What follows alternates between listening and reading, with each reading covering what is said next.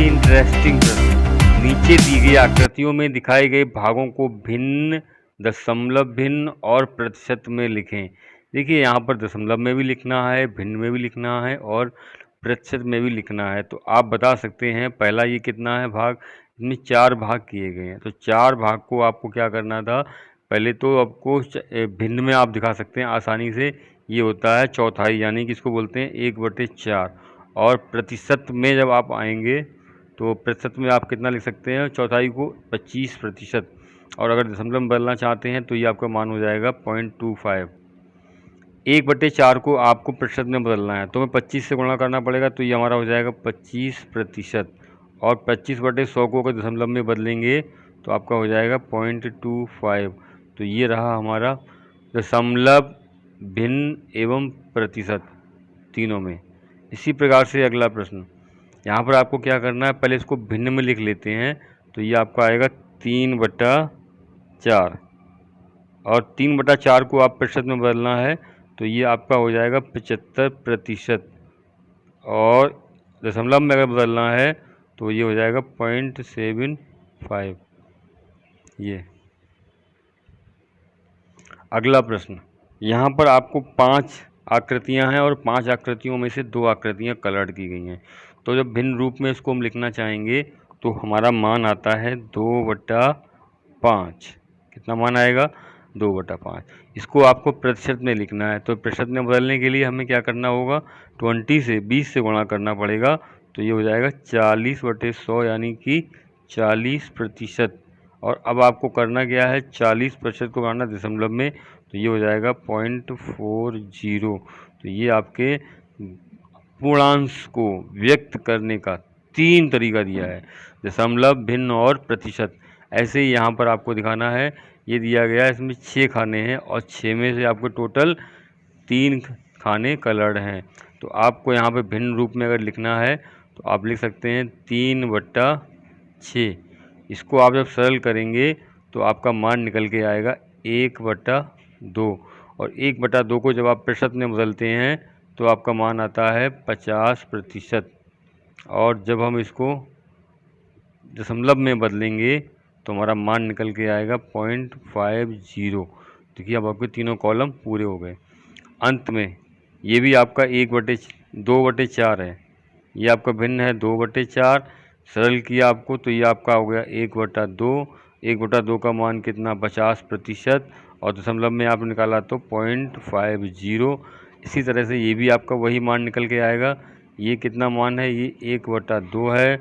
इसको आपने क्या करना था, चेंज करना दशमलव में 50%। और इसको आपको सॉल्व किया तो आपका 0.50 ये रहा आपका मान निकल के। तो अब मैं जानता हूँ कि आप समझ गए होंगे। कोई भी प्रॉब्लम आ रही है तो आप कमेंट में हमें अवश्य बता सकते हैं। धन्यवाद।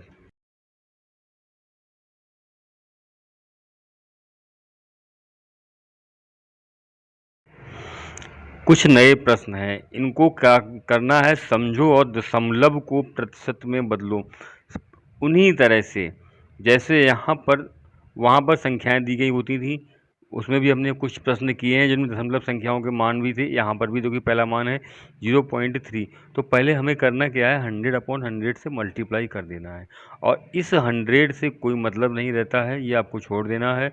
ऊपर की संख्याओं को जब हम गुणा करेंगे तो आपको पता है दशमलव जब 10 के गुणन यानी 100, 1000 से गुणा करते हैं तो दशमलव अपने स्थान से दाईं ओर राइट हैंड साइड चला जाता है, जितने जीरो होते हैं उतने ही स्थान। तो यहाँ पर 3 पॉइंट के बाद 3 अंक लिखा हुआ है और यहाँ 2 शून्य है।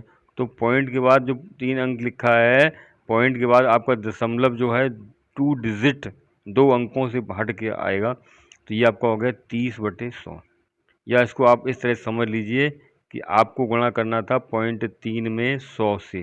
जब आपने 100 से गुणा किया तो आपका आंसर आया 300। क्योंकि एक अंक के बाद दशमलव लगा था तो हमने यहाँ पर एक अंक के बाद दशमलव लगा दिया और आंसर हमारा आ गया 30/100 और ये हमारा बन गया प्रतिशत। इसी प्रकार सेम है 0.5 100 से गुणा किया 50%, 0.9 90%। इस तरह से 5.7 ये आपका होगा 0.770 और ये 5 पॉइंट, इसका जब मल्टीप्लाई करेंगे तो 570 आएगा। ये आपका हो गया 570%, 16.4। तो यहाँ पर अभी का 40 हो जाएगा 1600। अब हमने आपको गुणा किया तो गुणा करने पर आपको कितना मान मिलता है निकल के? आपका मान निकल के आया 1640/100। ये आपको, और अगर आपको इसको प्रतिशत में लिखना है तो आप लिख सकते हैं 1640%। ये आपका प्रश्न हो गया। अगला है 20.2 और ये है आपका 84.8। तो आपको इन दोनों प्रश्नों को अपने आप को हल करके हमें बताना है, और कोई अगर दिक्कत आ रही है तो हमें आप कमेंट में लिख करके बता सकते हैं।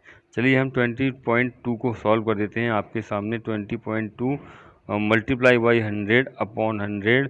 तो हमें अब नीचे वाले 100 से कोई मतलब नहीं रखना है, मल्टीप्लाई करना है 22 का। तो 20.200 हो गया आपका यहाँ पर, और जो पॉइंट लगाना है वो एक अंक के बाद। तो ये आपका हो जाएगा 2020/100। ये इस तरह से 2020/100। तो ये हो गया 2020%। ये आपका आंसर आ गया। इसी तरह से आप इसका आंसर हम आपको बता दे रहे हैं। इसका आंसर आएगा 8480%, 8480%। अब इसको कैसे निकालेंगे ये आपको सॉल्व करना है।